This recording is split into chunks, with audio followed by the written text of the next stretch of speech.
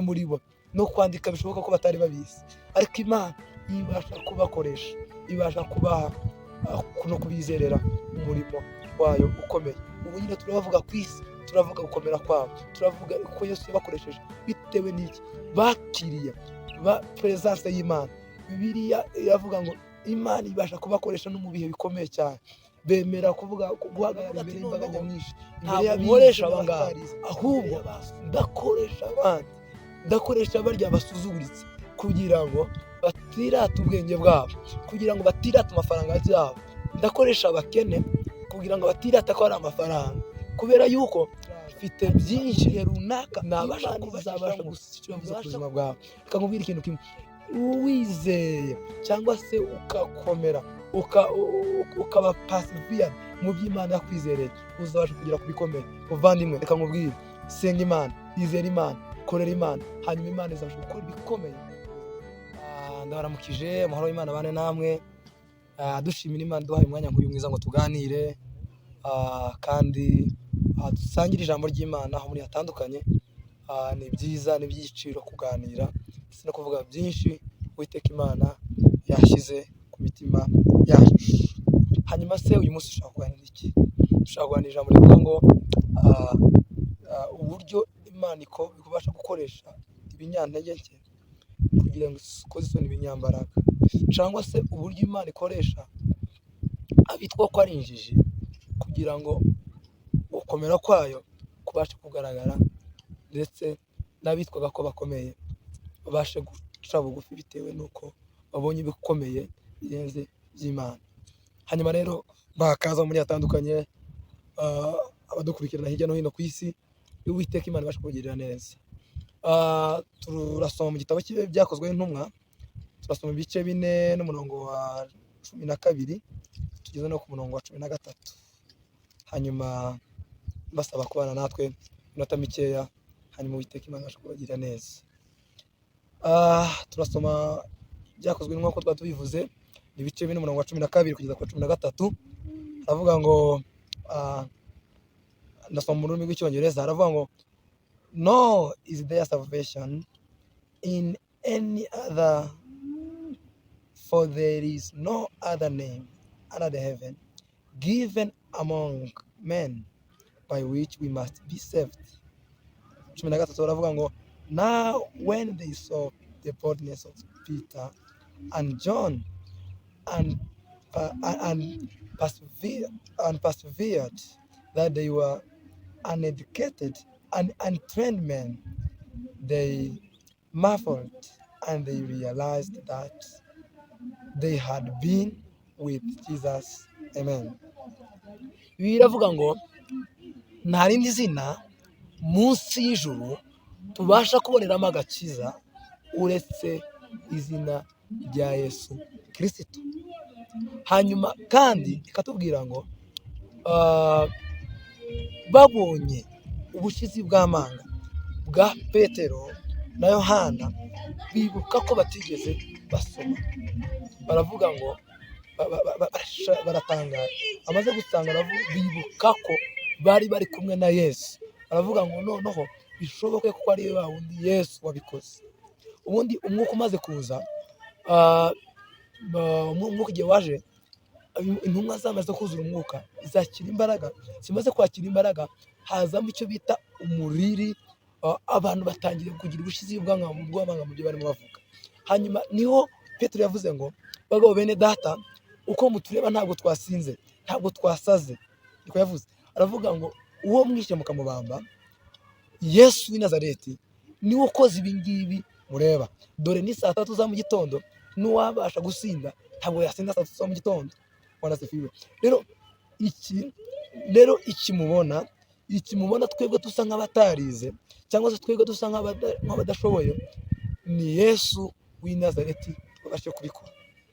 None se kuki kwanza kwa mbere tuvuga ngo Imana ibasha gukoresha ibinyantege nke, ibasha gukoresha abitwa ko ari abaswa kugira ngo abanyabwenge babashe gukorwa n'isoni? Kubera iki? Nuko iyo Imana ikoresha abanyabwenge, abitwa ko ari abaswa cyangwa se abanyabwenge babona ko ari imbaraga zabo, babona ko ari ubushobozi bwabo. Iyo ikoresha abahanga cyangwa se iyo ikoresha abantu bakomeye bari kuvuga ko ari ibyabo, hanyuma baravuga ati noneho ntabwo nkoresha aba ngaba, ahubwo ndakoresha abandi, ndakoresha barya basuzuguritse kugira ngo batirate ubwenge bwabo, kugira ngo batirate amafaranga yabo, ndakoresha abakene kugira ngo batirate ko ari amafaranga, kubera yuko mfite byinshi nabasha kubashishamo bibasha kugaragaza mu maso y'abanyabwenge yuko bitagakwiye gushoboka. Bwana asifiwe. Umuntu ubundi iyo yize abasha no kugira comportement, abasha no guhagarara akamenya uburyo abasha kuvuga afesinga public. Ariko Petero na Yohana bari barize, akazi kabo kwari ukuroba, akazi kabo kwari kwishakira indonke mu nyanja. Ariko Yesu aravuga ngo ndashaka gukoresha aba ngaba kugira ngo mu gihe runaka bazaba ari bo bampagarariye hano ku isi. Bwana asifiwe. Niba ushaka gukora ikintu cyangwa se n'Imana ibasha gushaka gukorana nawe, icyo nakubwira muvandimwe, Imana buri gihe ihora ishaka umuntu ikoresha, ihora ishaka umuntu ibasha kubana nawe mu byo ishaka. Hanyuma iyo rero Imana ishatse gukoresha, ntabwo ikoresha igenda kuri regardless amasura yawe, regardless family background yawe, regardless uriwe, regardless amafaranga ufite, regardless amasomo wize, kubera yuko Imana ireba ubutunzi nyirizina yasize muri wowe. Wibuke Dawidi, Imana ijya gutora Dawudi yaravuze ngo niboneye umwami. Wibuke ko Dawidi yari umushumba. Wibuke ko ese amaze gupresenta abahungu b'imbere ya Samweli, Dawidi ntiyigeze azamo. Wibuke ibyo byose byarabaye, ariko Yesayi yibagirwa ko afite undi mwana. Aravuga ngo nakandi gahungu kamwe kari iyo ngiyo karagiye intama. Samweli aravuga ngo ntabwo ndi burya, ntabwo ndi bunywe, ntabashe kubona uwo mwana. Bivuze ngo Dawidi ntiyari yarize, Dawidi ntiyari umuntu ukomeye cyane, nta nubwo yari akomeye.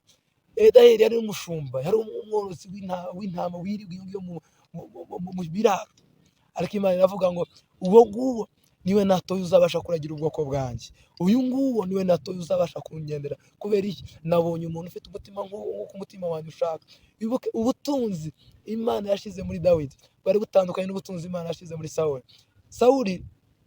Imana ijya kumwimika, yamwimikisha icyo bita ngo ni flask. Mu Cyongereza flask ubundi bisobanura ngo ni icyuma, ni icupa cyangwa se nka teremusi ubusanzwe. Uvuga ngo teremusi cyangwa se icupa ni ikintu kimeneka vuba cyane. Ariko Dawidi agiye kwimikwa, Imana yamwimikishije, bivuze ngo it is not man made. Ntabwo ari ikintu cyakozwe n'abana b'abantu, ntabwo ari amavuta yakozwe n'ikindi mu ntoki z'abantu. Ni amavuta yatengenejwe ashyirwamo mu mbaraga ndetse ateguwe n'Imana ubwayo, hanyuma ibasha kumushyira. Ikindi kandi byasobanuraga iki Dawidi yimikwa? Byasobanuraga yuko niyo wakubita hasi hembe kugira ngo uzarimene biragoranye. Avuga ati noneho rero uyu nguyu we mushyizemo anointing, mushyizemo amavuta yo mu ihembe, amavuta atavuye ku ntoki z'abana b'abantu, atari mu gikoresho cyakozwe n'abana b'abantu, ahubwo njyewe Imana njye nabasha kubitegura.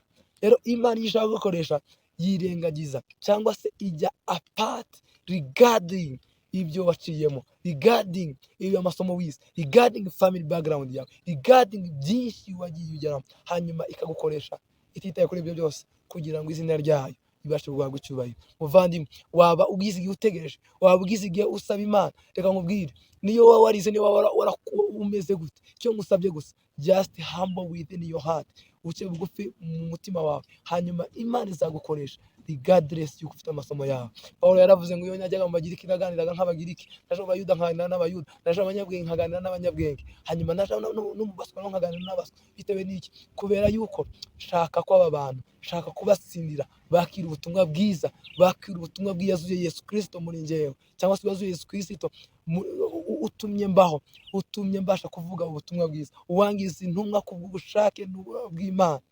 Uyu niwe nshaka kubatangariza muri kino gihe. Muvandimwe, waba waraciye muri byinshi bitandukanye, waba warasuzuguritse bitewe n'uko yenda utize, bitewe n'uko family background yawe cyangwa se umuryango wawe udakomeye, bitewe n'uko ibyo uracamo bimeze ukundi, ariko ndagira ngo ushiremo imbaraga uyu munsi cyangwa se iki gitondo, ubwire ngo Imana ntabwo yakwibagiwe, Imana ntabwo yakuretse, ndetse no kureka ntiyanabitekereza, ahubwo nuko igihe cyo kugutegura kirimo kiratambuka, n'igihe cyo gutegura kirimo kiraza, hanyuma mu gihe runaka Imana izabasha gusiga icyo yavuze ku buzima bwawe. Reka nkubwire ikintu kimwe, uwizeye cyangwa se ugakomera ukaba persevered mu byo Imana yakwizereye, uzabasha kugera ku bikomeye. Muvandimwe, reka nkubwire, senga Imana, yizera Imana, korera Imana, hanyuma Imana izabasha gukora ibikomeye mu buzima bwawe. Imana ibasha gukoresha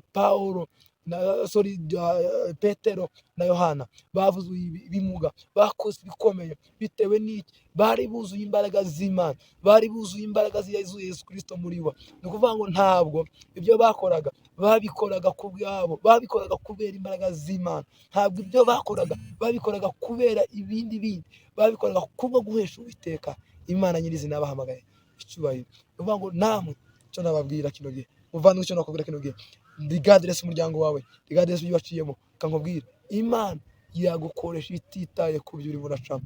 Ibuka aba bagabo bari abagabo b'abarobyi, bari abagabo batigeze bacakazwa mu ishuri, ndetse n'ikimenyimenyi bamwe muri bo no kwandika bishoboka ko batari babizi, ariko Imana ibasha kubakoresha, ibasha kubaha no kubizerera umurimo wayo ukomeye. Ubu nyine turabavuga ku isi, turavuga gukomera kwabo, turavuga uko Yesu yabakoresheje, bitewe n'iki? Bakiriye presence y'Imana. Bibiliya iravuga ngo Imana ibasha kubakoresha no mu bihe bikomeye cyane, bemera guhagarara imbere y'imbaga nyamwinshi, imbere y'abize n'abatarize, imbere y'abasomye bafite amalisansi akomeye, bakabasha guhamya ubutumwa bwiza, bakabasha guhamya Imana. Rero muvandimwe, icyo nakubwira, Imana yagukoresha, Imana yakora ibikomeye ku buzima bwawe. Reka nkubwire ikintu cya mbere, just humble yourself, uce bugufi muri wowe. Hanyuma ikindi cya kabiri, Imana izabasha kuzamura. Yakobo yaravuze ngo wicishe bugufi munsi y'ukuboko kw'Imana, kuko mu gihe gikwiriye Imana izabasha kubazamura. Bivuze ngo wicishe bugufi mu gihe gikwiriye, utitaye ku byo uri byo ndetse n'ibyo n'umuryango uvukamo cyangwa se n'ibindi bintu runaka. Imana ibasha kuzamura mu gihe gikwiriye, hanyuma izina ryawe ikabasha kuryogeza ku isi yose. Hariho benshi ibihamya Imana yizamura, n'ubu nyine dushobora guhagarariraho. Imana bagire neza, Imana imugisha. Ndabakunda cyane. Ibiganiro byacu nakaruka kuri YouTube channel yacu. Remember to subscribe, remember to share, remember to comment. Hanyuma Uwiteka Imana ibahe. Ndabakunda cyane. Hanyuma never despise yourself. Hanyuma umenye ko ufite ubutunzi bukomeye Imana yabitse muri wowe. Ubwo butunzi nibwo Imana igukurikira. Just ubasha kwitwara neza, ubasha kwirinda, ntihagire kwinyura imbaraga n'ubusore cyangwa se uko Imana yakubwiza, kuko Imana yonyine ifite umugambi wa nyuma ku buzima bwawe. Imana ibahe. Ndabakunda cyane. Hanyuma Imana